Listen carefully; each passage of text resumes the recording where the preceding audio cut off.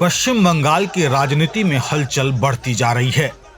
विधानसभा चुनाव से पहले राज्य में नई पार्टियों की बाढ़ सी आ रही है। इस बीच मेदिनीपुर के पीरजादा सैयद राहुल आलम ने अपनी नई पार्टी जातीय उन्नयन पार्टी यानी जेयूपी की घोषणा की है। राहुल आलम का कहना है कि उनकी पार्टी सिर्फ अल्पसंख्यक वोटरों तक सीमित नहीं है, बल्कि वे मुख्य धारा के वोटरों तक भी अपनी पहुंच बनाना चाहते हैं।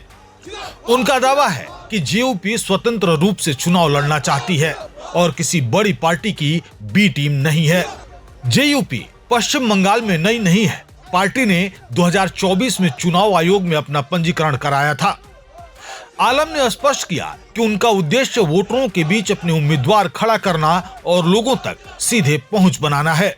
ऐसा क्यों बोल रहे हैं कि सिर्फ माइनॉरिटी के लिए ही हम लोग काम करेंगे? सारे धर्म के लोग हमें सपोर्ट करेंगे। हमारा तो यही मोटिव है कि ये जो जाति और धर्म अंतर्गत जो राजनीति है, इससे थोड़ा ऊपर उठना है। हमारे जो सेक्रेटरी हैं वो विष्णु पदो पांडा महाशय, अगर ये माइनॉरिटी दल होता तो हम एक हिंदू कार्यकर्ता क्यों रखते हैं, वो भी जनरल सेक्रेटरी के पद पे।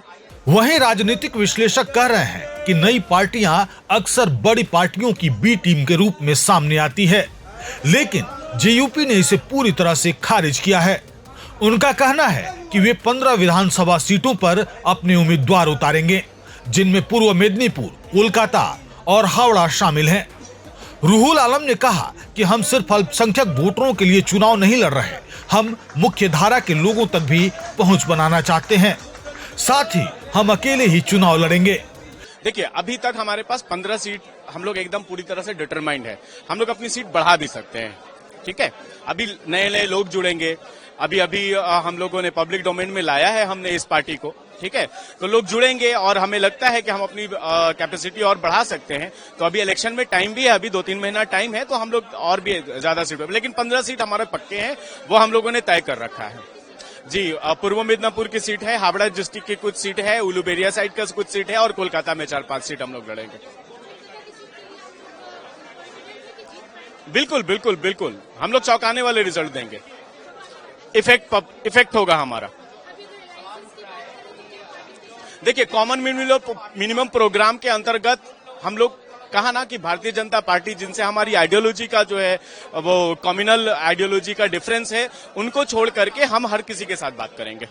यह बयान जेयूपी की स्पष्ट रणनीति को दर्शाता है।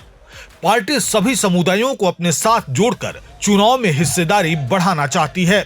2026 की विधानसभा चुनाव से पहले जेयूपी का आगमन पश्चिम बंगाल के राजनीति में नए समीकरण पैदा कर सकता है। खासकर हुमायूं कबीर की पार्टी जेयूपी के नाम से मिलते जुलते होने के कारण राजनीतिक विश्लेषक इस पर गहरी नजर रख रहे हैं। पार्टी के उम्मीदवार और उनके प्रभाव का चुनाव में क्या असर होगा, यह तो आने वाले महीनों में ही स्पष्ट हो पाएगा।